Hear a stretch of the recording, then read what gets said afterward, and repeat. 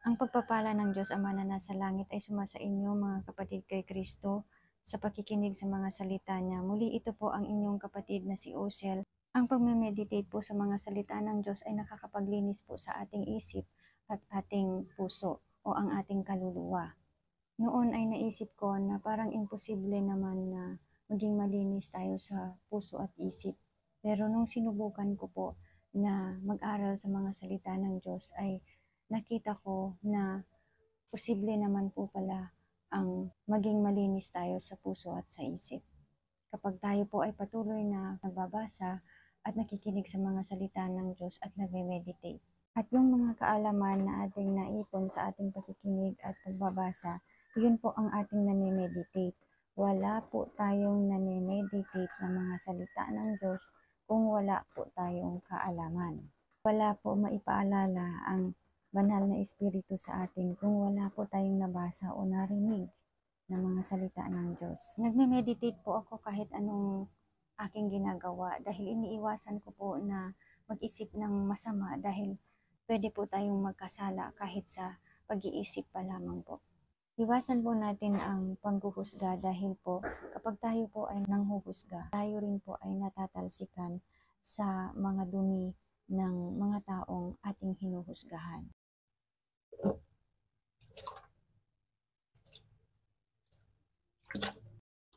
Nagkakaroon po ng talsik, natatalsikan po tayo ng kung anong dumi ng ibang tao.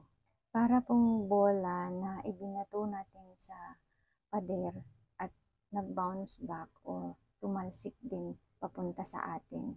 Dapat po ang bola ay ma-shoot sa loob ng ring. Ganun po ang salita ng Diyos.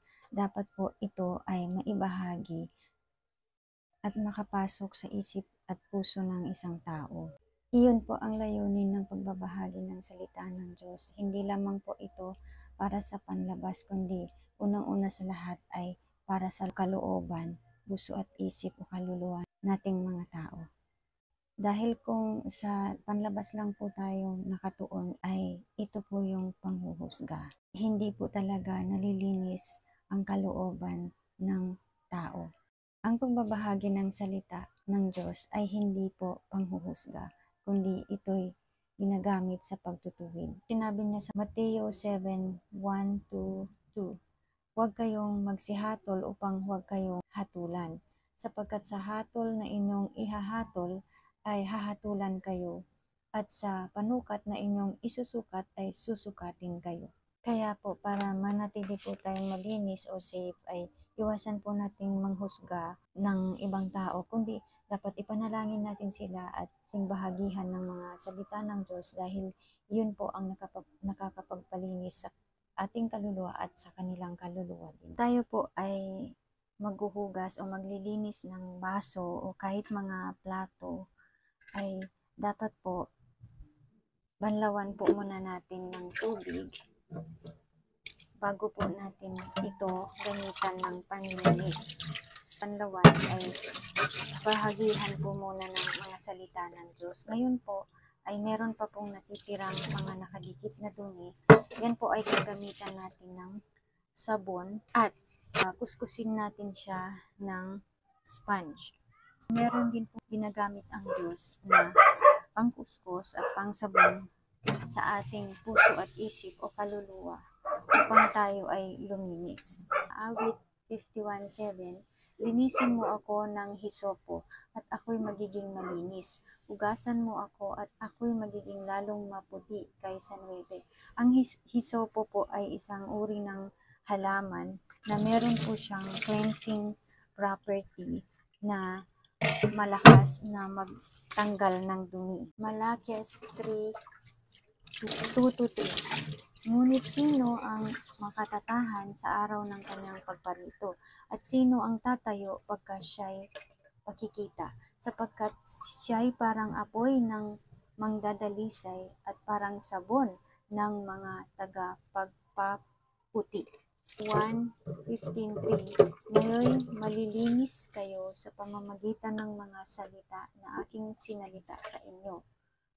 Ang mga salita ng Diyos po ang nagpapalinis. Ito rin po ang nagtatanggal ng ating mga dumi po sa Efeso 5:26 upang mapabanal at linisin niya ito sa pamamagitan ng paghuhugas ng tubig sa pamamagitan ng salita.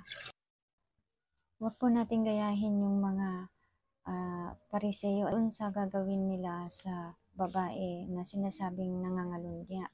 Balak po nila itong patayin sa mamamagitan ng pagbato at hindi lamang pong iisa kundi marami po sila dahil pinalibutan po nila yung babae at akma po nila itong babatuhin. Ngunit dumating po ang ating Panginoong si Hesukristo at sinabi sa kanila na kung sino man ang walang kasalanan sa kanila, yun ang unang babato. At wala nga pong bumato sa babae dahil lahat naman sila din ay nagkakamali din.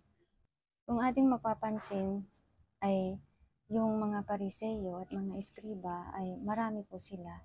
Ibig pong sabihin, iwasan po natin yung kampi-kampihan sa paggawa ng kasamaan. Huwag po tayong gumagaya sa iba. Kung sila po ay nanghuhusga at gumagawa ng masama sa ibang tao, huwag po natin gayahin. Dahil maging si Hesukristo ay hindi po sumasang-ayon sa ganon. Nung siya ay aarestuhin, ay ipinagtanggol po siya ni Simon Pedro. Juan 18:10, binunot ni Simon Pedro ang kanyang tabak at tinaga ang alipin ng kataas-taasang pari at natagpas ang kanang taingan nito. Ngunit ipinakita po ni Hesukristo na hindi po siya natutuwa ang paghuhusga po nila o ang pagbabato nila doon sa babae ay hindi po mabuti dahil nawawalan po yung babaeng tsansa para siya ay maligtas. Kapag tayo po ay nanguhusga ay imbes na lumalapit ang mga tao sa Diyos ay lalo lamang po silang napapalayo.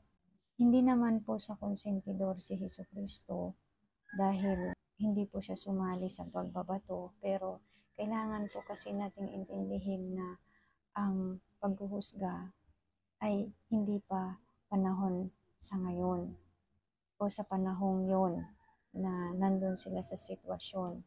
Meron pong itinakda ang Diyos Ama na manlilikha na araw ng paghuhusga at paghuhukom. Sinabi po niya sa Juan 12:47-49, at kung ang sinumang tao ay nakikinig sa aking mga pananalita at hindi niya ingatan, ay hindi ko siya hinahatulan, sapagkat hindi ako naparito upang humatol sa sanlibutan, kundi upang iligtas ang sanlibutan. Sa Santiago 1:21, kaya't ihiwalay ninyo ang lahat na karumihan at ang pag-apaw ng kasamaan, at tanggapin ninyo na may kaamuhan ang salitang itinanim, na makapagliligtas ng inyong mga kaluluwa.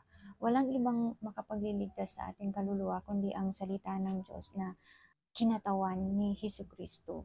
At kung tayo po ay nagbabahagi na ng mga salita ng Diyos, ay hayaan natin ang Espiritu ng Diyos na mag-convict sa mga tao kung mali po ang kanilang ginagawa. So 1:12-48, ang nagtatakwil sa akin ay hindi tumatanggap sa aking mga pananalita, ay mayroong isang hahatol sa kanya.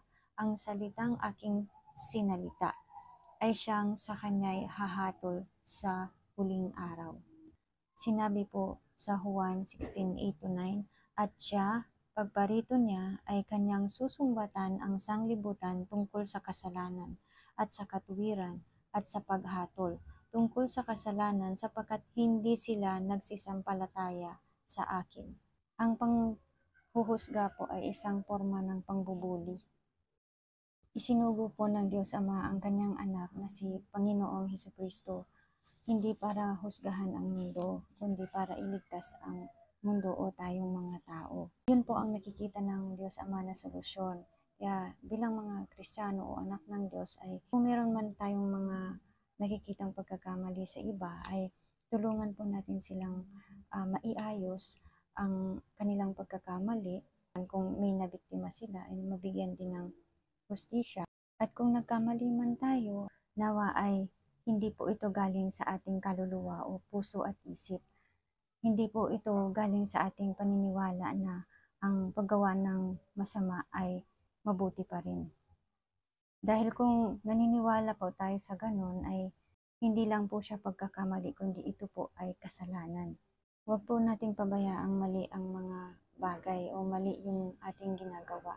Gumawa po tayo ng paraan na itama ang ating mga pagkakamali. Kaya po kung ang Diyos Ama ay sinugo niya ang kanyang anak para sa solusyon, para sa ating mga tao, ganon din po sana ang ating gagawin o attitude. Tayo po ay dapat na magbigay ng solusyon sa mga problema kahit na sa ibang tao rin po.